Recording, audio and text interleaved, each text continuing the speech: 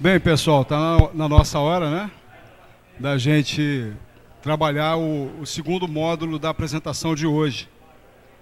Bem, os capítulos que nos tocaram, eu até modulei aqui a partir do 31. É do 31 ao 40, os capítulos que nós vamos verificar hoje, né? 39, né? Do 32 ao 39. Seria 32 ao 39, mas a gente vai fazer um ganchozinho com o 31, porque tem uma parte que a gente vai abordar aqui que não foi tocada aqui por Arlice. Bem, é o mesmo título, Cecília ao órgão. Cecília já foi até explicado pela Arlice quem seria Cecília, né? Filha do bacelar lá, mas não um espírito tão elevado quanto eles, que são os administradores do Campo da Paz. Aí vai acontecer um encontro num castelo na região lá de Campo da Paz, onde tem um salão e o pessoal vai todo se encontrar lá. E André e Vicente e Aniceto também comparecem. O júbilo transparecia em todos os rostos e eu, observando a beleza do espetáculo, meditava na aventura da vida social no ambiente daqueles que começavam a compreender e praticar o amai-vos uns aos outros. Então, quer dizer, é um encontro de vida social entre os espíritos nesse Campo da Paz, quer dizer, uma das dependências do Campo da Paz. E aí, nesse encontro, Aniceto chama André e Vicente para comparecerem e acompanharem uma apresentação musical que vai ser feita justamente por Cecília, num órgão, né? Tem um órgão lá colocado e ela vai fazer justamente a peça que vai ser apresentada, Tocata e Fuga em Ré menor, autor Bach, né? Com acompanhamento de 80 crianças que estão lá presentes também nesse ambiente. E aí, peraí, acho que tem que... Cadê a música, cara? Tinha música aqui. Cadê a música? Não tinha tocado naquela hora? Ah, meu Deus. Será que eu deixei passar alguma coisa? Ela não entrava automático aqui?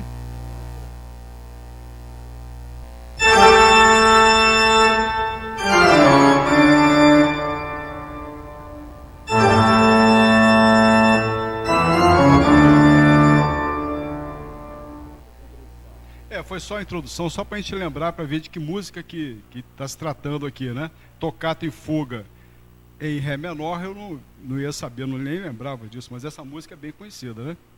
Muito bem, então foi um momento maravilhoso em que tocou essa música e o pessoal se embeveceu com todo aquele momento, aquela peça que foi tocada. E isso foi muito tocante. Mas o que nós viemos falar foi um pouco sobre a questão de Cecília. Porque Cecília, até o título que a gente está colocando aqui, o amor é luz de Deus. A Cecília, ela vivia justamente nesse local lá no Campo da Paz, mas ela tinha uma questão que ela mentalmente e sentimentalmente, ela está muito associada a um espírito que estava encarnado, que era o ex-marido dela, a quem ela estava muito afeiçoada. Mas o nosso companheiro, esse marido dela, estava aqui envolvido em muitas confusões, em muitas situações complicadas nesse trânsito dessa reencarnação aqui na Terra. Mas ela continuava, né? Aí ela até se coloca junto à Ismalha. Ismalha é essa aqui de baixo.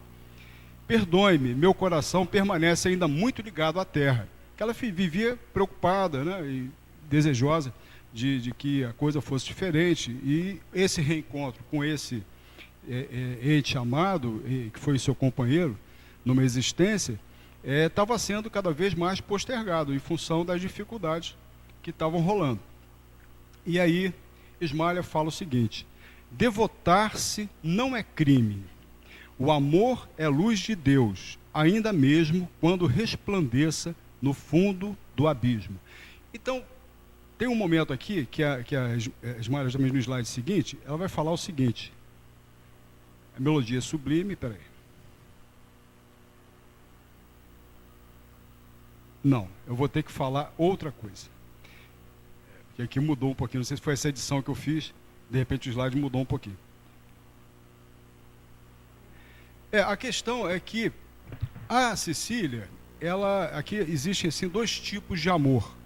Ela expressa justamente com essa afeição, com aquele ente querido que está encarnado e vivendo aquelas agruras, aquelas dificuldades, por vontade própria, né, por decisão própria, ela demonstra um amor numa expressão, digamos, que nós conhecemos aqui na Terra, um amor terrestre. Né? É uma afeição bem próxima daquela que nós temos para aqueles nossos entes queridos. E Ismalha já tem um outro tipo de amor.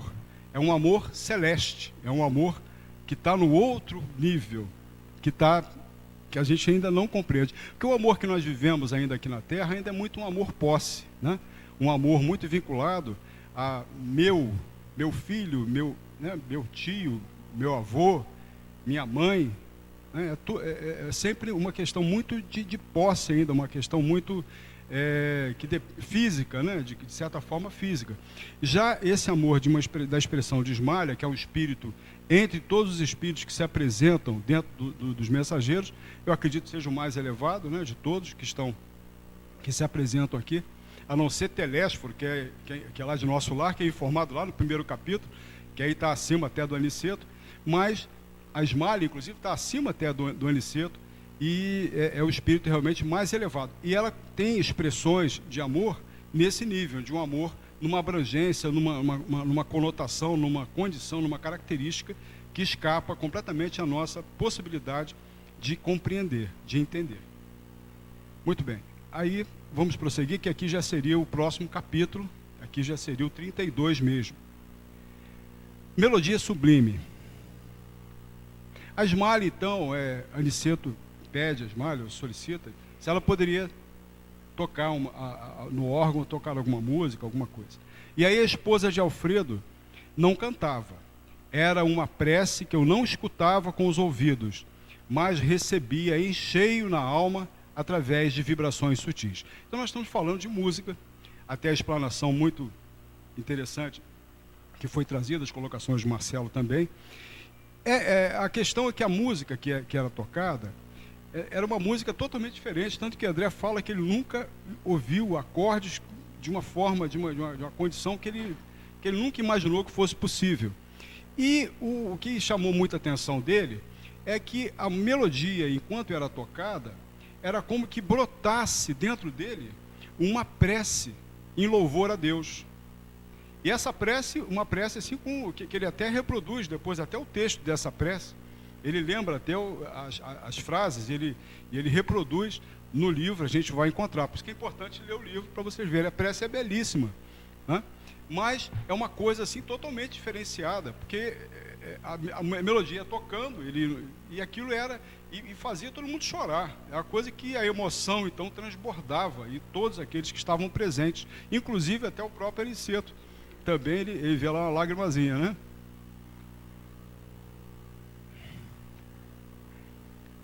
Que melodia era aquela que se ouvia através de sons inarticulados? Olha só, sons inarticulados. Então, um troço realmente que está bem distante da gente compreender. Compreendi que a oração terminara porque a música mudou de expressão. Vi que luzes prodigiosas jorravam do alto sobre a fronte de Ismalha. e observei que belas flores azuis partiam do coração da musicista, espalhando-se sobre nós. Você vê, tinha até esse aspecto também de emanações em formas de flor, de uma flor azul, que caía sobre aqueles que estavam presentes ali naquele local, naquele ambiente. O que seriam essas flores, então, né? É justamente essa... Ajuda, Marcelo, você que é bolista. Não, Existe algumas pessoas que têm verdadeira aversão à música erudita. Tem aversão. Você fala assim pro cara, você ouve alguma coisa erudita? Aí o cara fala assim, nada, eu tenho horror daquilo. Aquela mulher igual as frangas, cacarejando, alta. Tem gente que diz que não suporta, mas a música é hábito. A música é um exercício de hábito. Não sei se vocês estão acostumados a ver esses eventos que se fazem nas ruas, principalmente na Europa, onde, de repente, num lugar, num restaurante, numa praça, para um cara, pega um instrumento musical, começa, chega um, chega outro, chega um violino, chega o pessoal, começa a cantar e, de repente, agrupa, reúne. A música, ela é algo que nós precisamos ter a necessidade de aprender a escutar. Por exemplo, é impossível uma pessoa com o mínimo de enlevo, de reflexão, o mínimo, escutar Handel no seu Aleluia e não se emocionar.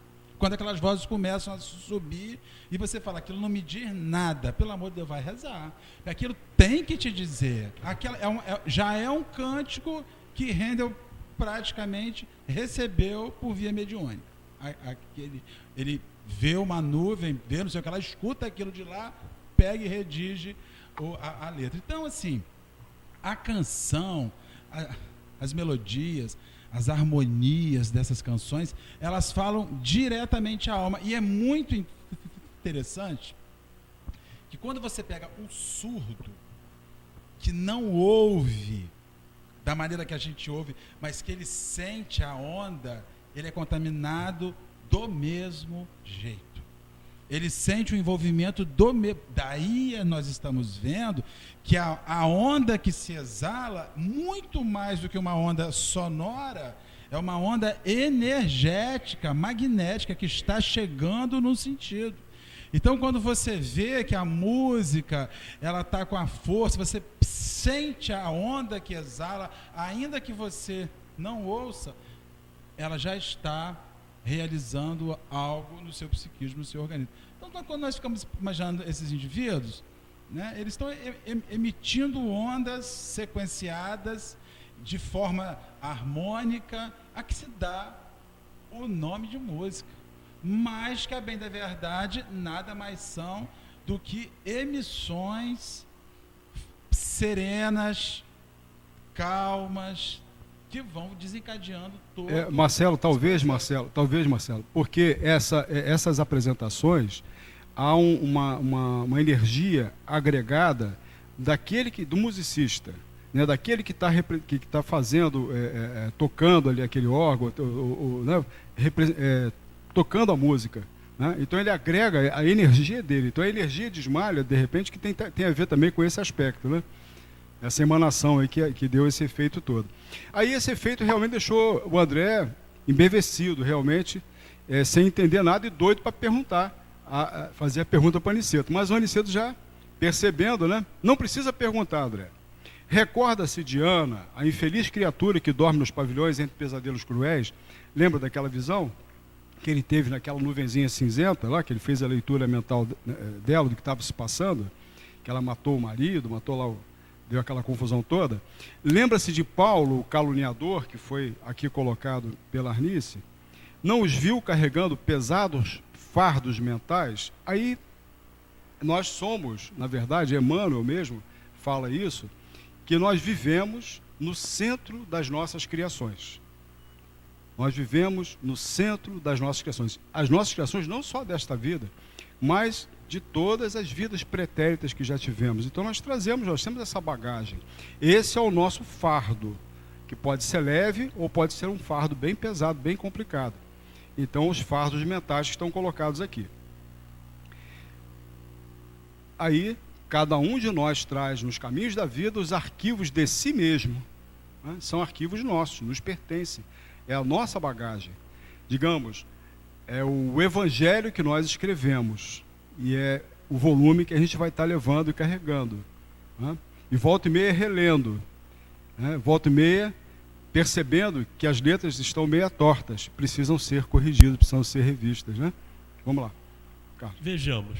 Eu queria fazer uma colocação aqui e levar para cada um dos senhores, principalmente para as donas de casa, que têm em seu dia a dia a capacidade de observar e criar uma necessidade de que a casa precisa fazer uma faxina. E isso tem uma periodicidade. Agora eu gostaria de perguntar aí para todos, quantos de nós faz faxina mental para tirar aquilo que nos incomoda e nos atrapalha? Eu gostaria de saber. Alguém faz aqui? Faxina mental? Bom, parabéns. Que bom. Ótimo. Muito bom. Eu também tenho exercitado a mesma coisa, da mesma forma que me exercito se eu tiver que desencarnar amanhã. Estou preparado? Eu acredito que já estou ficando mais, entendendo melhor, porque na maior parte das vezes as pessoas se dizem espírita, fazem palestra, comentam, e aí fala assim, se morrer, isola. Qual o preparo que essa pessoa tem? E se diz espírita, de muito tempo. Então é provável que nós ainda não tenhamos essa condição de fazer essa faxina. E ela certamente nos ajudará, e muito, se nós criarmos a condição de que isso é fundamental e importantíssimo para o nosso dia a dia. Mas precisamos começar. Nesse slide aqui, a gente percebe muito bem o que vai no íntimo, né? Enquanto os maus exibem o inferno que criaram para o íntimo, os bons revelam o paraíso que edificaram no próprio coração. Eu acho que na medida que a gente vai aprendendo, que a gente vai buscando aplicar esses conhecimentos de alta elevação na nossa existência, na nossa vida comum, a tendência justamente é essa, a gente vai pacificando o nosso coração, sobretudo quando a gente faz o esforço de vivência desses ensinamentos, transformá-los realmente em algo vivo, em algo que começa a fazer parte da nossa forma de agir, da nossa forma natural de proceder. Então isso aí realmente é luz e transformação na nossa vida.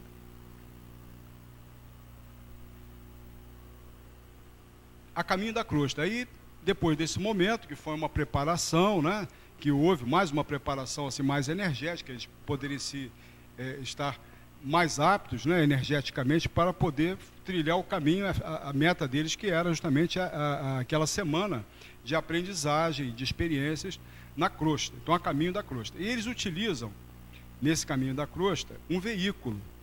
Né? Aniceto, André e Vicente se despedem e partem rumo à crosta num pequeno veículo. Isso é um veículo bem, né, legalzinho ali, arrojado, ali tem um esquemazinho ali de uma asa, e ele não tem roda, vocês estão vendo que ele não tem roda, né? Muito bem. Por qual a razão deles terem se valido de um veículo? Né? Tem motivos para isso. Razões para o uso do veículo. O que aconteceu? Eles ficaram aquele tempinho lá, né, naquele posto de socorro, e isso acabou consumindo um tempozinho também. Eles estavam descansando, tudo bem, era uma lição, era um momento de aprendizagem e tal, para os dois lá, para André e Vicente, tinham um objetivo, mas havia necessidade de compensar esse tempo. Então, a questão de economia de tempo, vencer as barreiras vibratórias, que era o grande problema que a gente falou lá na semana passada, né, que a gente falou, mostrou isso aí, o poder de volitação. As barreiras vibratórias, em função daquele problema, todas aquelas emanações das vibrações, das mentalizações daqueles que estão encarnados, os encarnados aqui na Terra. O poder de volitação ficou meio comprometido, tinha uma autonomia limitada. Para Aniceto, nem tanto, que Aniceto já tinha condições de vencer as barreiras vibratórias com mais facilidade.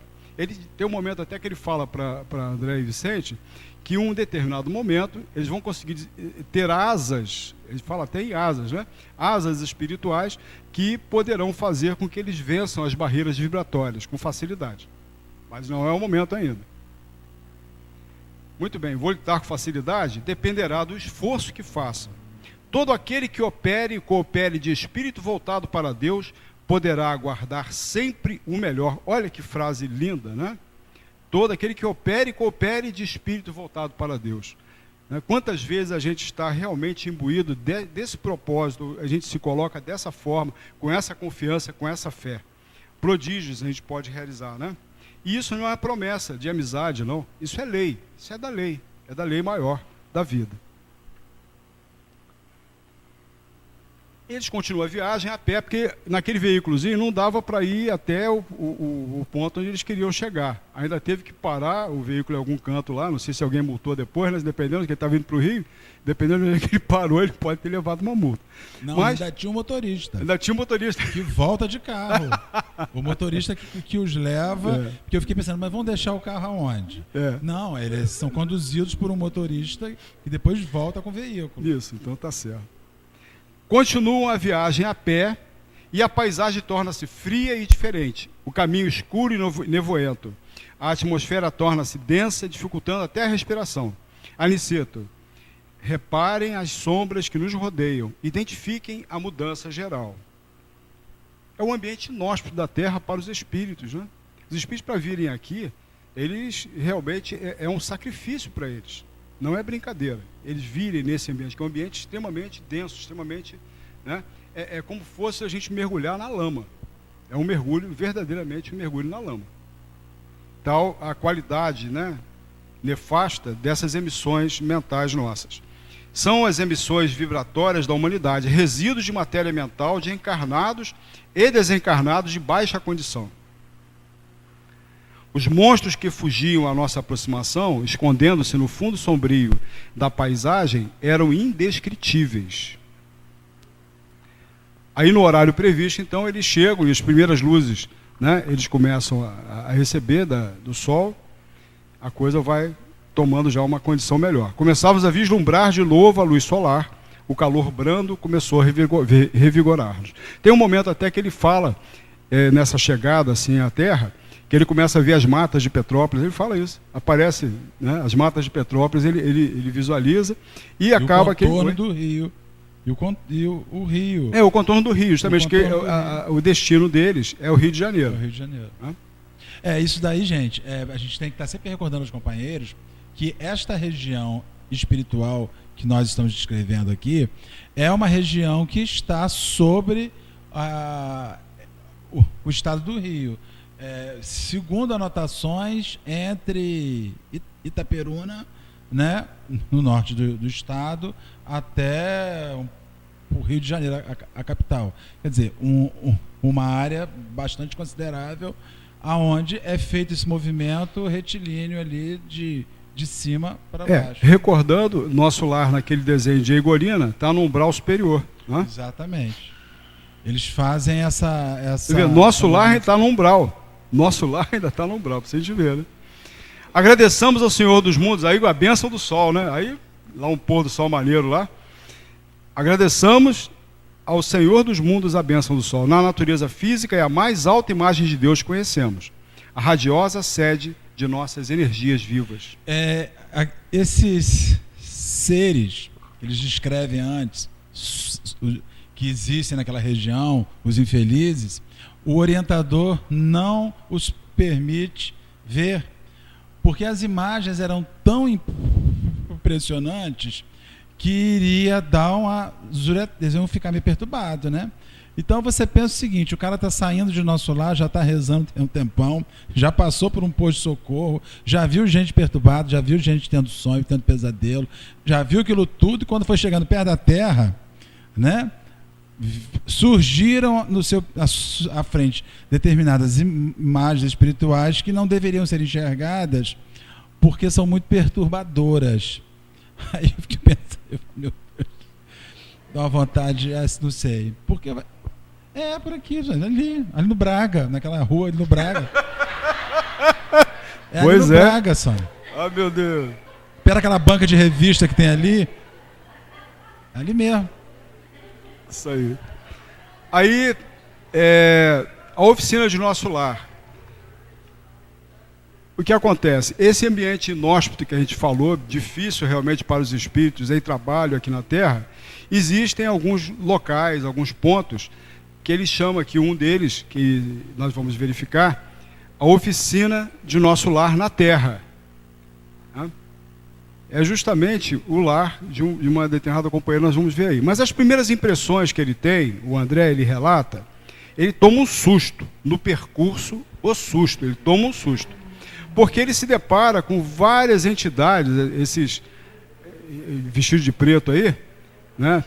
É o pessoal realmente inferior, em quantidade, né, assim, bem equivalente aos encarnados. São os desencarnados de padrão inferior, espíritos realmente mais comprometidos, que estão ali, juntos, uns até, ele fala até trepado, agarrado, né, a outros encarnados, e fazendo aí o seu trabalho de influenciação, e sem que ninguém percebesse, se desse conta de nada, os encarnados. Né? Ali ele ainda tem outra observação, porque ele já havia vindo à Terra antes, mas ele não tinha aguçado a visão, não tinha aquele essa percepção, exercício que ele fez no capítulo anterior que a gente abordou, né? Ele não havia aguçado a visão para perceber. Quando ele voltou agora, já com uma visão mais aguçada, ele viu que a coisa era pior do que ele podia ter enxergado antes, porque agora se tornava mais amplo a capacidade dele enxergar as situações. Então, isso fica só um alerta, o que a nossa ignorância ela tem a capacidade de nos fazer cegos, né? Na medida que você sai do plano de ignorância, você começa a enxergar algo que antes os seus olhos não viam, apesar de estar sempre ali.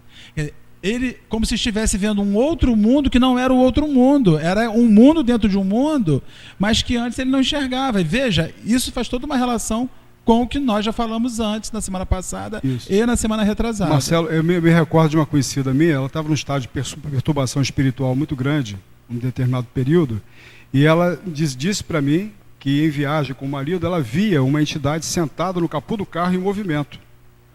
Ela via constantemente aquela figura, e aquilo incomodava, perturbava muito, aí fazia o marido parar, e dava uma confusão do caramba.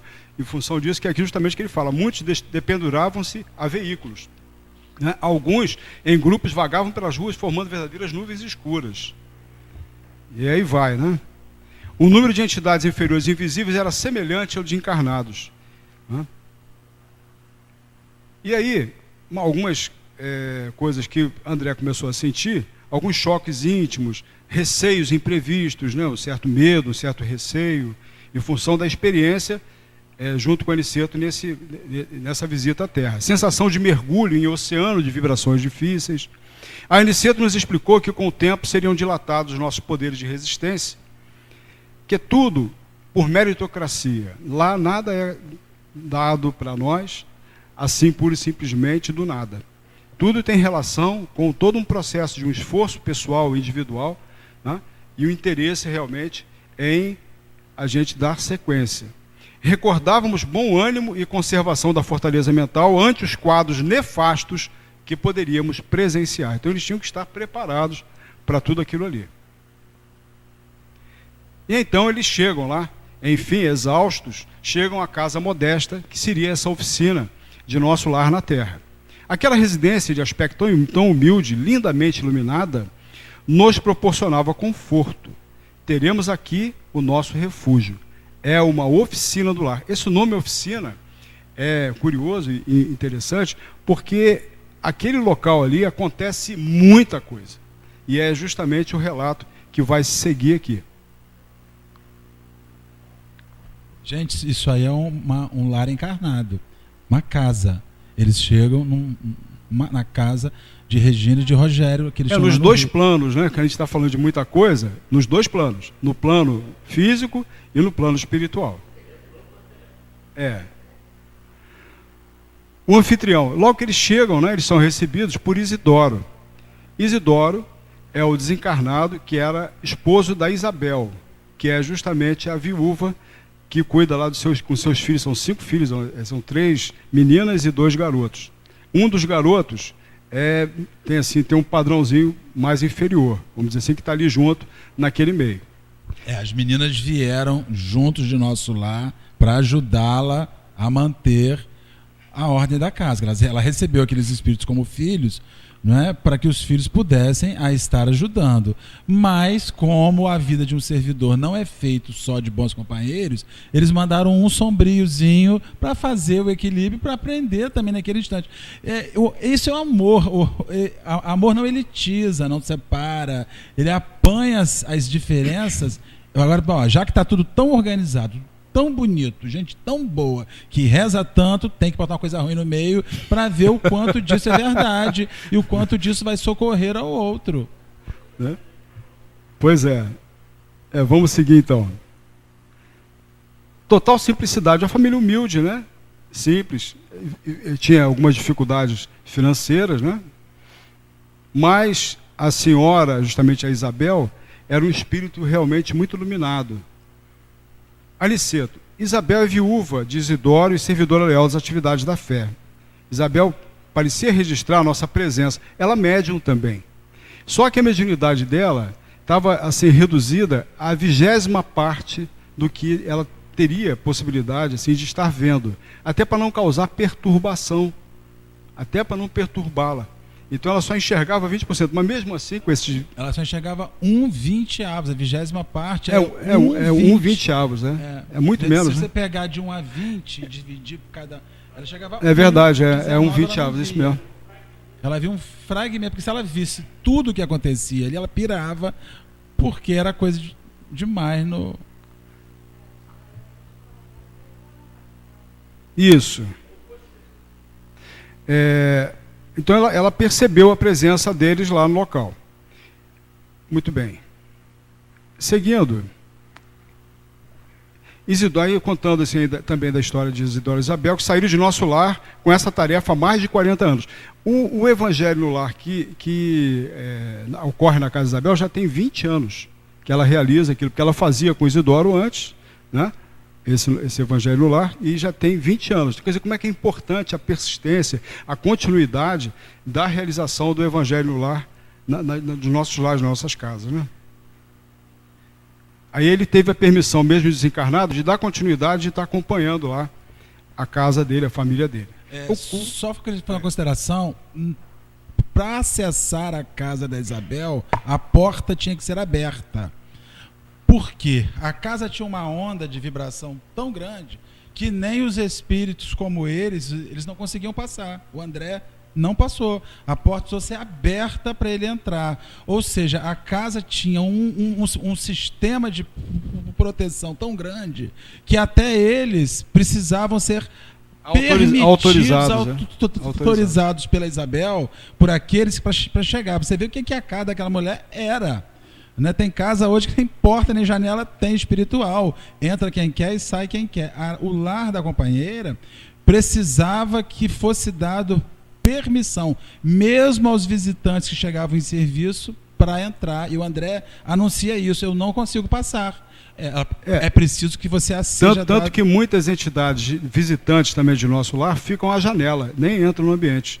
Eles ficam por fora, lá de fora da janela, acompanhando o que está acontecendo, o que está rolando lá dentro. É o culto doméstico, né? Que é justamente o evangelho no lar que a gente vai falar agora.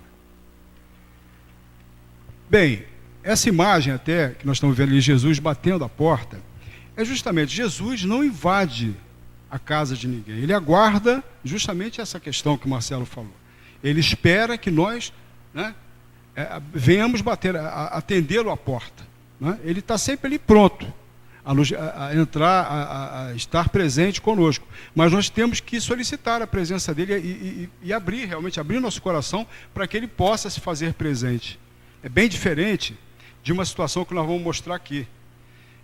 Quando se torna acessível os espíritos inferiores, penetram residências abertas, considerando que para eles a matéria do plano físico ainda apresenta a mesma densidade característica. Então os espíritos inferiores não têm isso. Eles, se precisarem, eles arrombam, eles entram, eles não esperam permissão. Eles vão querer entrar de qualquer forma. Então qualquer permissão de acessibilidade para eles, eles acabam entrando. Né? E aí acontece isso, ó, que vocês estão vendo aí, tá vendo? Lá o espíritozinho vai, não tem jeito, né? Deu bobeira, ele não vai dar muito certo. O culto no lar, então, né? Então, no culto no lar, a gente vai falar um pouquinho. Nós temos um trabalho que são mais de 20 anos de implantação de Evangelho no Lar. Temos uma equipe, são 6 integrantes, e a gente tem a honra de participar desse trabalho. Sua duração não deve ultrapassar 30 minutos. Olha só como é que é rápido, né? Meia horinha, uma vez por semana. Deve começar sempre no mesmo horário, porque nós vamos ter um vínculo também com aqueles espíritos que vão estar participando conosco nesse momento. Então a gente precisa que eles tenham a sua agenda também para poder atender outras situações. A sua realização deverá acontecer sempre no mesmo dia da semana, também é outra questão importante. A leitura do Evangelho ou um livro semelhante, né, associado, até a Carla ali está me olhando, que ela participou da primeira equipe, né, Carla? Foi a primeira equipe do Evangelho. O comentário e interpretação dessa leitura, que a gente precisa fazer em voz alta, sempre importante, mesmo que sozinho, viu? Mesmo que seja, não é doido não, porque a gente tem que fazer mesmo, porque eles estão presentes, os nossos irmãos, e sobretudo aqueles que precisam desse Evangelho, que muitas vezes esse Evangelho que a gente faz na nossa casa, em família, dependendo às vezes do padrão vibratório de alguns irmãos, vai ser o único Evangelho que ele vai ter acesso, que às vezes outros ambientes, é aquela situação que o Marcelo falou, vibracionalmente ele não tem compatibilidade para estar presente. Ele não consegue, então ele conosco é mais fácil, fora em outros ambientes, ele tem mais facilidade de poder participar e se valer realmente dos ensinamentos que podem ajudá-lo, né? Não é? Para aprender.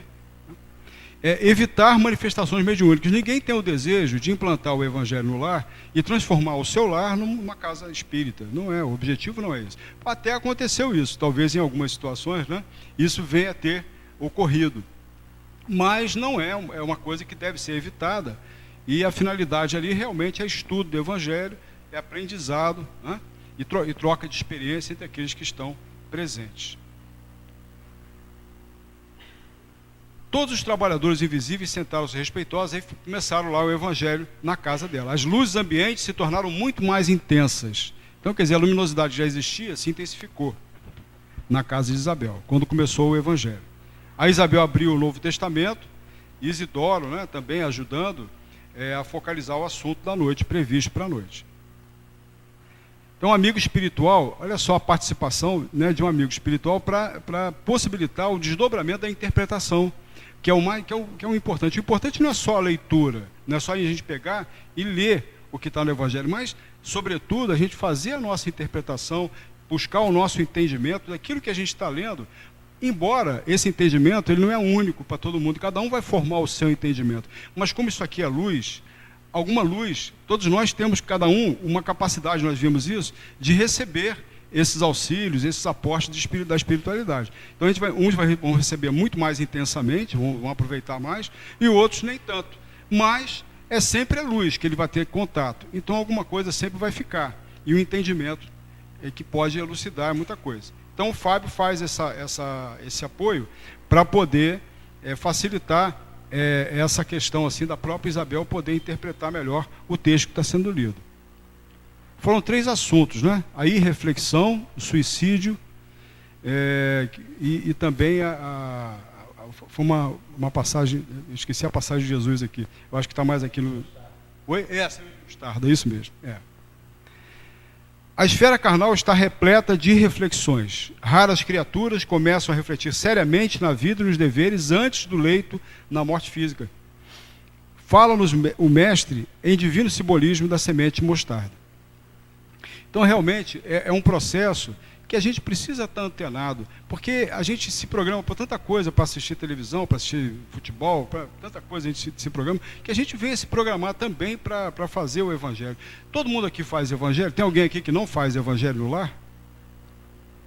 Então, companheiros, é importante, viu? É uma coisa assim transformadora. A partir do momento que a gente começa realmente a implantar e ter essa prática nos nossos lares. O convite está aqui, está bem aqui do nosso lado ali, aquele caderno. Muitos que falam... Oi, pode falar.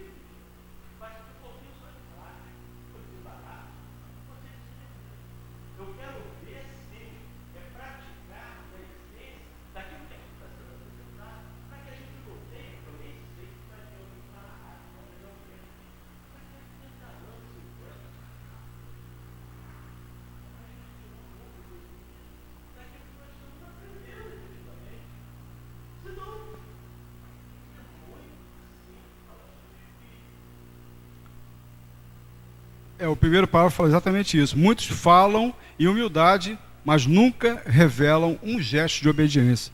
Então, falar de humildade, você não ter, né, essa condição de ser obediente, né, em alguma situação. Muito bem, aí prosseguindo aqui, ela tem um diálogo de mãe, entre mãe e filhos, né, ela na conversa com as crianças e tudo. A interpretação que o Fábio fez, aí ajudou justamente que ela pudesse colocar para as crianças os ensinamentos com um maravilhoso conteúdo de beleza. Espera aí, vou voltar aqui. Nesse instante, a pequena Marieta perguntou a mãezinha: mamãe, se Jesus é tão bom, por que estamos comendo só uma vez por dia aqui em casa? Eles tinham dificuldades econômicas, né? No tempo de papai era diferente. Por que será? Papai continua trabalhando por nós. Noemi, é verdade, eu vi papai ajudando a segurar o bolo que Dona Cora nos trouxe domingo. Também vi, disse Dona Isabel. Quando sabemos amar e esperar meus filhos, não nos separamos dos entes queridos que morrem para a vida física. Quantos de nós, né, já perdemos nossos entes queridos? E tem muitos que ficam aí cristalizados em dores, não conseguem superar essa separação.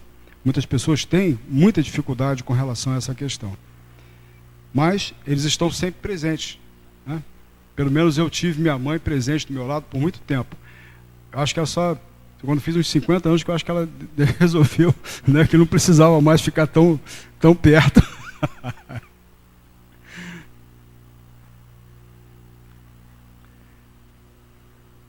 Talvez não comam coisa alguma, talvez não tenham amigos como os nossos, né? Tenho visto pequenos meninos abandonados, né? Ela tem, a menininha, a Marieta acaba falando sobre isso, que estão em pior condição do que eles, né? Agora o garoto, né, que tem aquela situação que a gente falou que está num padrãozinho mais baixo, o menino não compartilhava aquele dilúvio de bênçãos. Entre Dona Isabel e as 4 filhas, havia permuta constante de vibrações luminosas. O menino parecia espiritualmente distante, fechado no círculo de sombras. Ele queria alugar, né, o espaço ali. Porque ela residia numa casa que tinha uma determinada área aonde ela reservava aquele espaço meio que para o mundo invisível, para as coisas, para o refazimento das entidades que chegavam ali. E falava: mamãe, mas se nós alugarmos isso daqui, vai dar um lucro. Mas aí você vai, organiza o seu lar, organiza o seu espaço. E para o que você vai enfiar ali, né? Ali eles fazem uma revisão muito séria do que é a necessidade para o corpo, para o espírito. Eu estava pensando assim, é uma coisa até esquisita, porque se tem uma visão muito estranha com relação à evolução espiritual. Você fala para a pessoa assim: para você evoluir, você tem que abrir mão disso, abrir mão daquilo, para que o seu espírito se ajuste. Isso é fanatismo.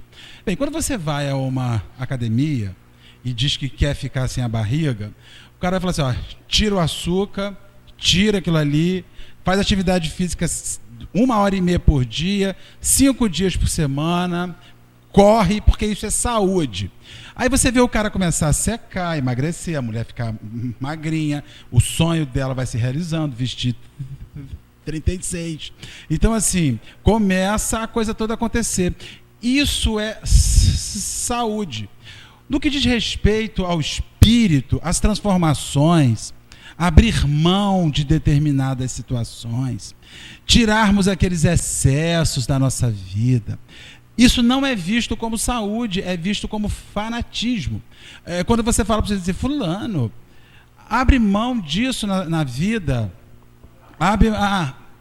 quero aparecer não. Fulano, quando você tira isso da sua vida, reformula esse conceito. Vocês são todos fanáticos. Mudar conceitos, mudar pensamentos, fazer uma oração, ler o Evangelho do Lar é sinônimo de fanatismo. Passar 2 horas por dia numa academia, 6 dias por semana, não é saúde. Então aí você começa a perceber quanto há de subversão de interesse de saúde para nós. Não que você não faça a sua atividade física, até que faça para que tenha saúde física, mas coloque junto disso, uma prática de dieta moral, de refazimento de valores morais. Porque é esquisito, a gente vê, o cara fala assim, eu estou há 6 meses comendo batata doce com clara de ovo e peito de frango e acha aquilo o máximo, porque ele quer ficar com 4% de gordura corporal. Eu estou com 42%, mas ele quer ficar com 4% de gordura corporal e ele acha que aquilo ali é para a sua saúde. Não é. É para a saúde do seu ego, sua vaidade, do quanto ele vai ser enxergado, do quanto ele vai ser observado, do quanto ele vai ser almejado pelos outros. O que o mundo invisível nos propõe, o que nós estamos vendo agora na casa de Isabel, é uma dieta. Ela está falando assim, ó, no nosso lar, para termos esses espíritos aqui, nós fazemos uma dieta, nós temos uma dieta espiritual. Nós nos alimentamos pouco. Nós resguardamos valores de alma. As questões voltadas ao espírito são mais importantes do que as demandas materiais que a gente tem, e isso faz parte de um regime severo, severíssimo. Você só consegue emagrecer no peso que você quer quando a coisa é severa. Então, é preciso agir com severidade quando diz respeito à alma, sim. São coisas severas. Eu vou tirar isso porque isso não me faz bem. Você quer fazer um regime, não corta o açúcar, vai ficar gordo. Ninguém emagrece comendo açúcar. Você quer ser bom, quer evoluir, mantendo o orgulho dentro de você, você vai continuar sendo o que você é. Não se muda, porque são regras. São regras sistêmicas para que as coisas funcionem. Então, Isabel está falando de uma dieta grave e séria. Ela responde aqui ao garoto, né? Mamãe, o que a senhora entende por pobreza? É uma das melhores oportunidades de elevação ao nosso alcance. Olha, né? A consciência dela. Mas o garoto que tem aquela dificuldade para compreender dessa forma. Então, é uma colocação de Eurípides, esse espírito aqui. Há uma espécie de pobreza espiritual na riqueza que a torna semelhante à mais negra miséria. Então, no santuário doméstico, ainda continuando, ocorre um fenômeno, né? Ela viu uma menina colhendo uma flor e retirá-la da haste. E no mesmo momento, essa flor acaba murchando. E a mãe dela, né, a mãe da criança, chama a atenção que ela não deveria estar fazendo. Só que essa criança e essa mãe são espíritos, né? Na verdade, a menina foi colher, mas colheu, digamos assim, fez a colheita talvez numa forma perispirítica, se a gente poderia falar assim, da flor. No momento que ela faz essa colheita, a flor que está ali física no ramo, ela acaba que ela murcha, né, imediatamente.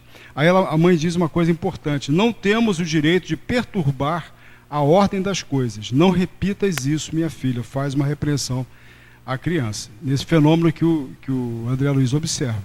Agora vamos falar um pouquinho sobre sono e sonho, né? É justamente essa oficina de trabalho que a gente falou de nosso lar, é que a casa lá de Isabel é uma verdadeira oficina. Porque depois que eles se recolhem, as crianças, então ela vai dormir com as crianças lá por umas 11 horas da noite, inicia-se uma movimentação na casa assim, muito intensa. São espíritos desdobrados, né, pelo sono físico, que comparecem ali naquele local para algumas situações. Quer dizer, alguns até poderiam, porque aí nós vamos ver aqui um slide que eu acho que vai explicar isso aqui melhor. Deixa eu só passar aqui para a gente poder entender isso aqui melhor. Alguns registros assim da parte externa à casa, né, que se arrastavam na rua procurando abrigo, eles estão observando que está para acontecer uma tempestade. E aí André também faz essas observações e ele verifica que tem alguns espíritos monstruosos que estão se arrastando, os espíritos assim muito inferiores. E nessa visão, ele tem...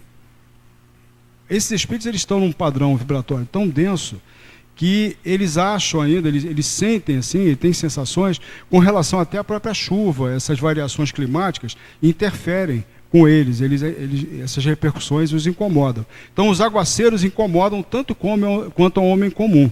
Então, esses espíritos eles buscam, de preferência, as casas de diversão noturna, onde a ociosidade encontra válvula nas dissipações. Então, quer dizer, um ambiente compatível aí com esses interesses deles. Eles procuram se abrigar junto a esses ambientes. São os que vagueiam nas ruas escravizados às sensações físicas. Então, escravizado às sensações físicas, ele vai sentir tudo, inclusive as variações do clima. Então, ele sente frio, né? Sente umidade, sente chuva, calor. Tal a densidade em que eles se apresentam, né? Então, inclinam-se para cá, mas fogem em seguida. Cada prece constitui emissão eletromagnética de relativo poder. Por isso, o Evangelho no lar, além de um curso de iluminação interior, é processo de defesa exterior, como o Marcelo falou, pelas claridades espirituais que acende em torno. Então, mais uma razão para a gente fazer o nosso Evangelho, né? É a gente acender uma luz, realmente, que poderá ser de auxílio a nós, mas também de auxílio a muitos outros, a tantos outros, né? Então, a gente precisa se conscientizar disso. Não é fanatismo isso é realmente uma necessidade nossa. Os efeitos da oração, ainda há pouco você falou também, né?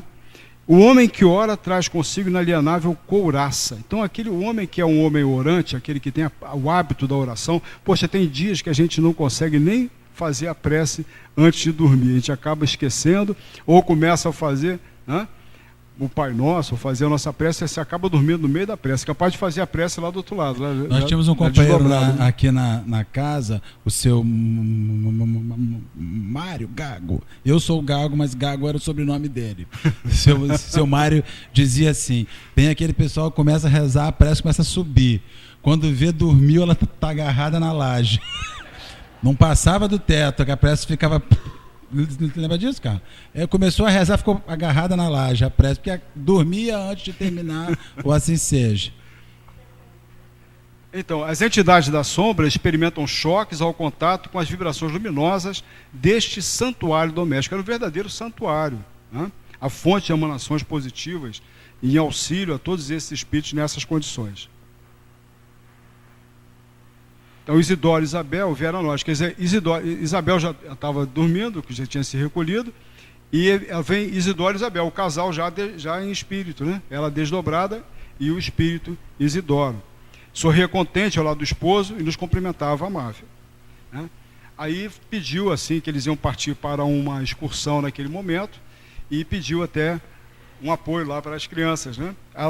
O Eliceto fala, vá tranquila, aproveita o repouso corporal. Isso é muito bacana, né? Assim, o lar se segue ali junto. Mas nesse capítulo tem uma observação aonde Isidoro, se não me falha a memória, ele faz uma observação que na Terra, né, está se ampliando as indústrias, estão se ampliando os edifícios, as construções, os comércios, mas os lares que se voltam à prática do cristianismo, esses não se ampliam com a mesma intensidade.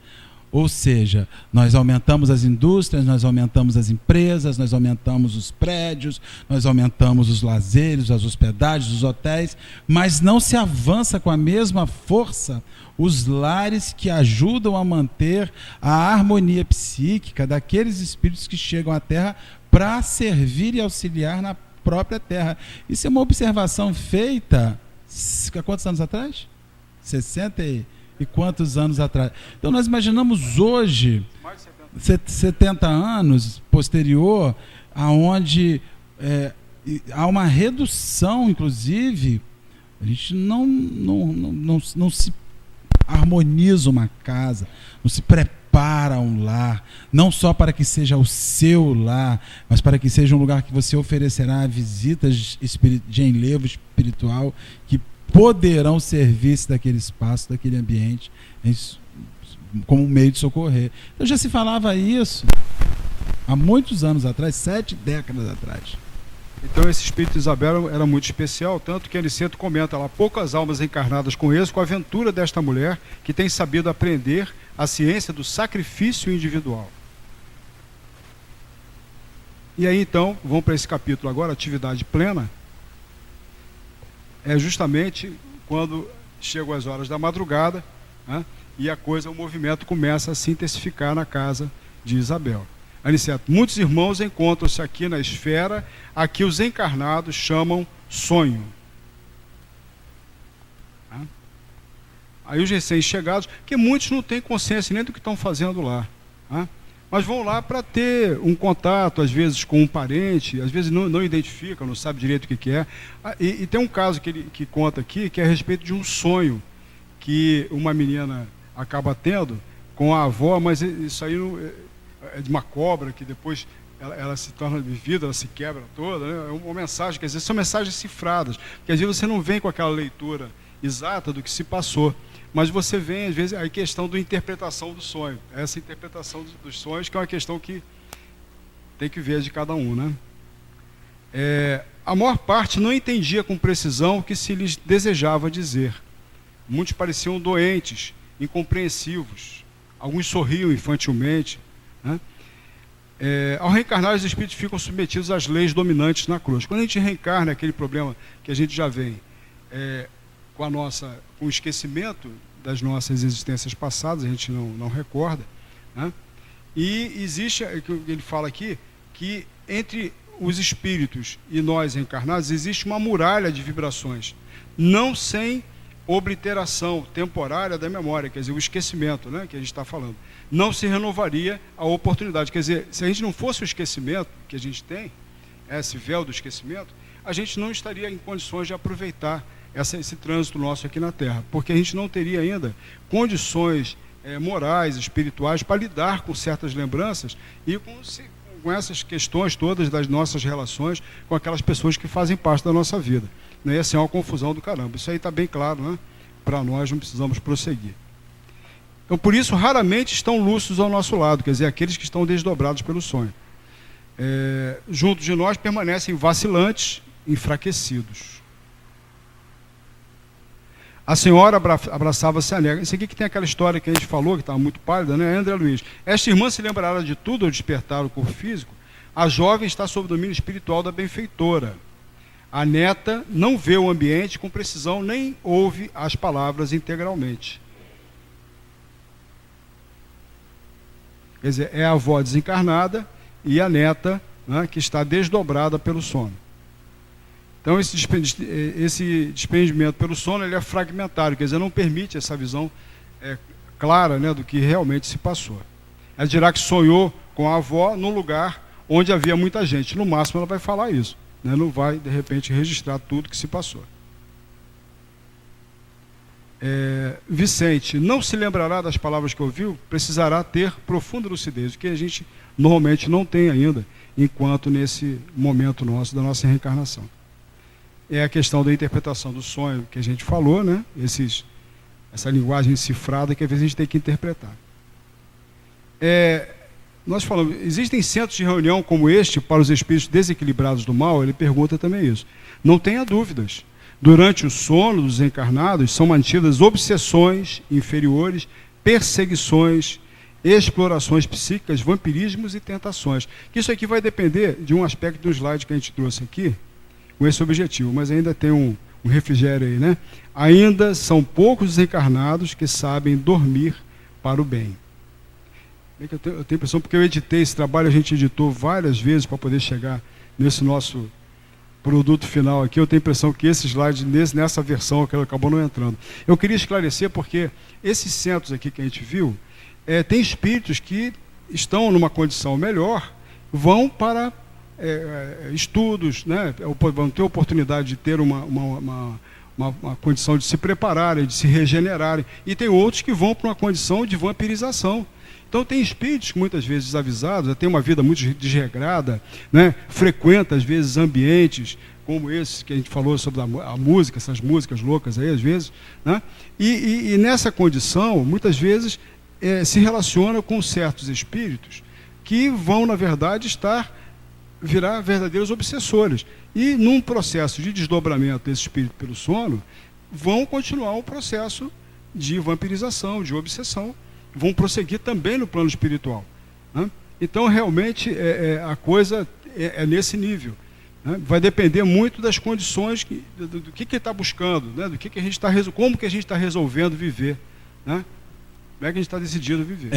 Até porque os sonhos, existem aqueles sonhos que você sai, você faz a saída do corpo, o desdobramento, mas existem aqueles sonhos que são os lixos visuais, né, do seu último instante. Na hora de dormir, você assistiu aquele filme, né, assistiu 300. Aí o cara corta a cabeça, corta sangue, voa e morre. Aquele conjunto de imagens fica na mente. O sonho que é mediúnico, ou seja, o sonho que está ligado com o desdobramento e com a vivência, é um sonho que tem lógica, ele tem um nexo, ele te deixa a sensação de realidade, ele te transfere aquela sensação de que realmente aconteceu um encontro. Há aqueles outros sonhos que só são os embaralhamentos os psíquicos, que realmente não nos acrescentam nada, e no fim, muitas vezes a gente volta com uma sensação ruim e não tem lembrança alguma. Qualquer um de vocês aqui tem um sonho que teve há 25 anos atrás e que de uma certa época você recorre e se lembra daquele instante. Aquilo volta, porque foi uma vivência espiritual. Foi uma saída do seu corpo, onde você foi lá. Então, o sonho mediúnico, ele precisa ter um sentido de verdade na nossa vida. É uma coisa que fica ali e que dá um sentido que aquilo tem acontecido. Os embaralhamentos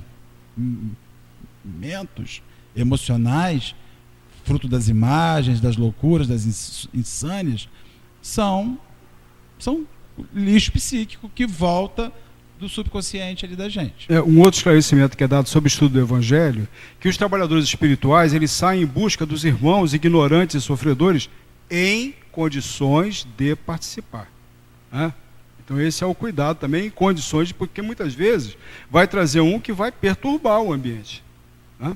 E aí que está o detalhe. E, inclusive, ocorre aqui uma ação de dois espíritos, que acho que esse slide eu tirei daqui, mas foram dois espíritos que estavam assim, nessa condição de trabalhadores espirituais, buscando espíritos que pudessem, né, ou tivessem necessitados, pudessem participar. Aí um deles parece que vê dois companheiros que são conhecidos, espíritos assim, de pessoas encarnadas que ele conheceu aqui na Terra. Aí leva, inadvertidamente, sem fazer uma avaliação das condições daqueles espíritos.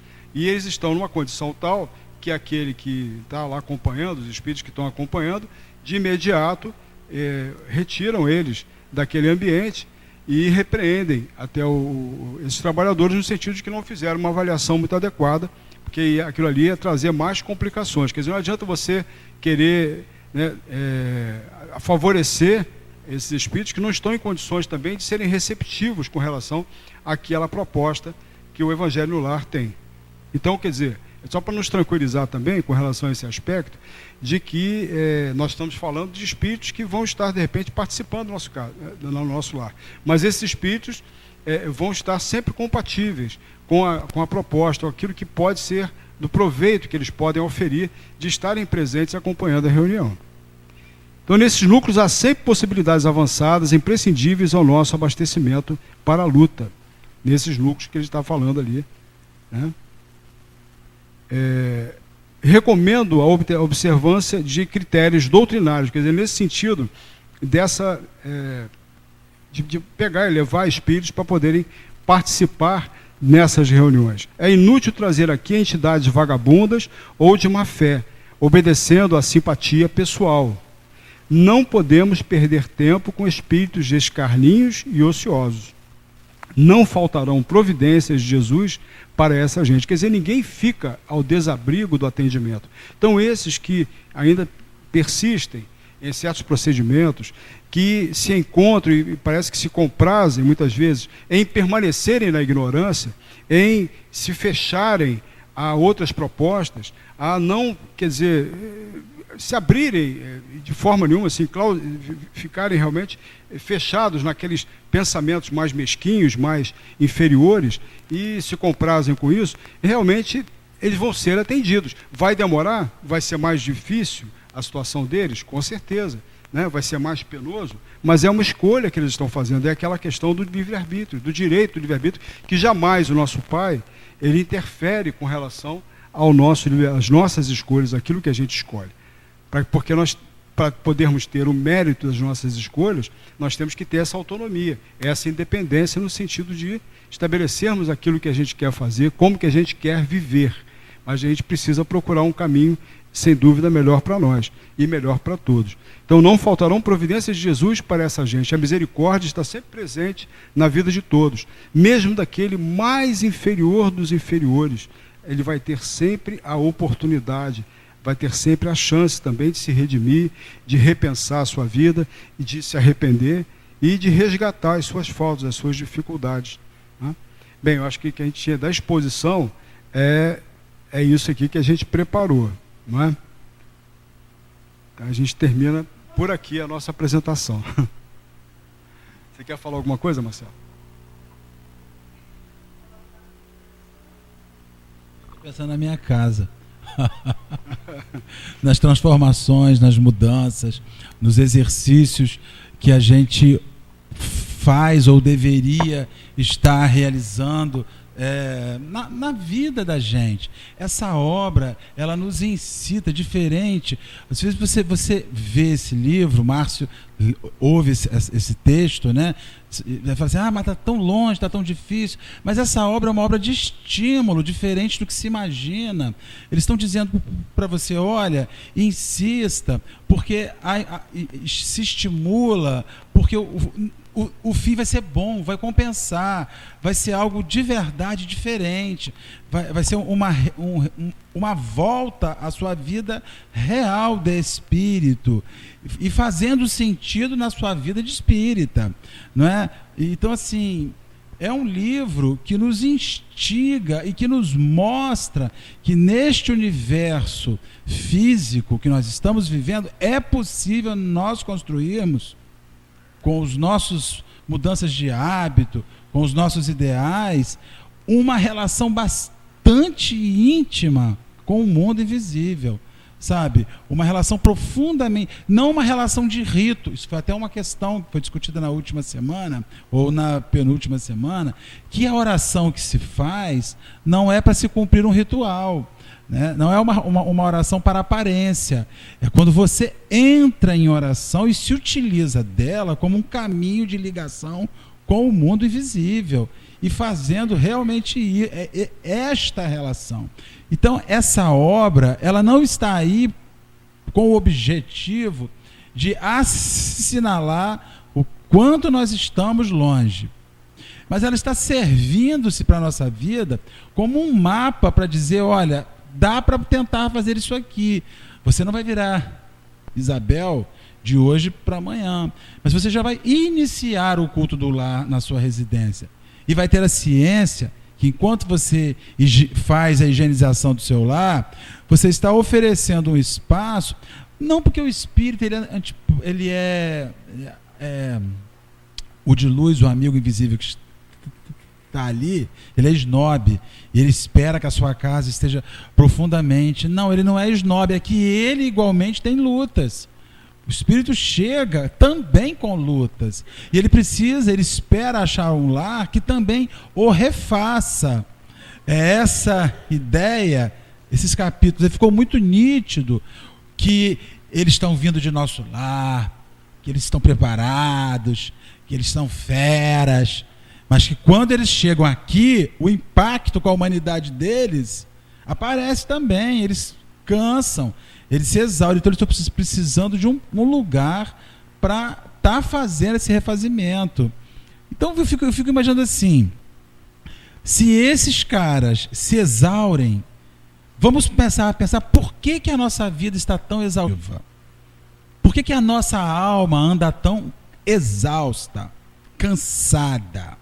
Já repararam que nós só conversamos com pessoas exaustas, cansadas, desiludidas, desanimadas, que não acreditam em mais nada, que perderam o sentido da vida, são indivíduos que não estão criando um sistema de proteção espiritual nos seus lares, para que aquela energia se reverta.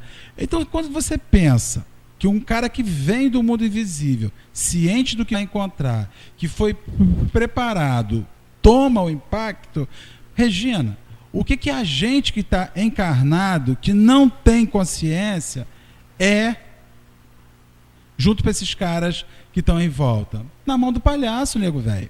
Então, é necessário nós usarmos esse recurso, não para ver quanto o longe que estamos, mas é que dá para fazer alguma coisa e que precisa se iniciar, ligue já, né? Rápido.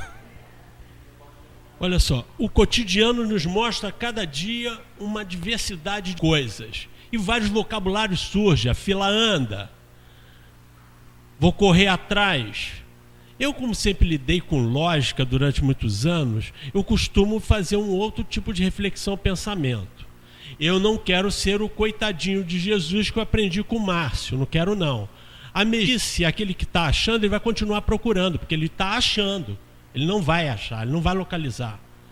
Então, nós precisamos criar mecanismos em nossa consciência mais lógicos para que a gente possa alcançar aquilo que definitivamente nós pretendemos para nós. Por isso que eu uso uma linguagem muito objetiva e direta. Até porque, na lógica, em processamento de dados, que eu lidei com muitos anos, é 0 e 1. A máquina é burra. Quem faz ela fazer alguma coisa são as inteligências através dos sistemas pré-programados. Então, a gente precisa entender que a vida é isso aí. Se nós não nos modificarmos, que a doutrina nos mostra, transformação íntima, e todos os ensinamentos que o Cristo nos deixou, nós não vamos chegar a lugar nenhum, não. Nós vamos ser mais um daqueles que terão suas histórias escritas ou que iremos constatar na hora que lá estivermos. Por aqueles que chegaram antes, por aqueles que nos vão contar. Então, quer dizer, eles nos deram a graça de esquecer, porque sabe Deus o que fizemos, aonde vacilamos para aqui estarmos. Mas eles nos estão dando a oportunidade, mais uma vez, de aprender, de entender, de compreender, para melhor realizar. Então eu penso que é mãos à obra. Não tem mais que ficar chorando, tentando buscar a melhor solução, achando que, a revelação. Não. Nós precisamos nos transformar. Como eu falei, eu não corro atrás, eu corro na frente, porque eu aprendi que aquele que corre atrás, ele sempre é atrás. O cara que é vice é sempre vice. E por aí vai. Isso a gente aprende. Isso são jargões profissionais do mundo material. Agora, na doutrina, a gente aprende os outros, que a gente precisa se transformar, precisamos fazer uma reforma íntima, precisamos acordar diante das coisas que surgem para nós. Quando eu digo que eu não abortei o consigo, porque eu ainda não alcancei, mas eu faço esforço diário para ser melhor. Faço esforço, culto no lar sempre, para proteger a minha casa, a minha família, todos aqueles que lá se encontram, porque esse é meu objetivo depois que eu aprendi a doutrina. Então o que precisamos fazer, na verdade, é isso. O resto ainda vai nos mostrando e levando os melhores caminhos, desde que a gente faça o que é correto. Carlos, só para finalizar, a doutrina espírita, e sobretudo André Luiz, quando mostra para a gente a vida no mundo espiritual, da maneira tão rica, tão clara, com tantas informações como a gente está recebendo, ele está mostrando para a gente o princípio das coisas é a transcendência. O princípio das coisas está muito além dessa situação nossa, desse trânsito carnal que a gente tem. Então é um processo que o Espiritismo faz conosco, com as suas informações, com todo o seu legado, no sentido da nossa desconstrução. Nós estamos nos desconstruindo na condição que foi formatada, que foi definida, né, caracterizada pelo homem. Nós estamos dando uma ressignificação para a nossa existência, para a nossa condição de criaturas, né, de espírito imortal. Então essa descoberta é que, para nós, ela ainda é recente.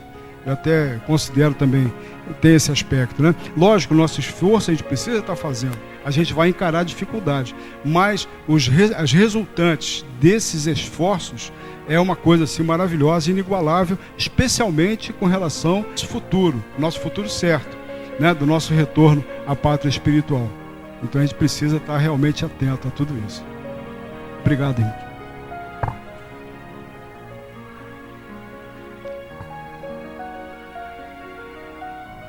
Bem, queridos, vamos em mais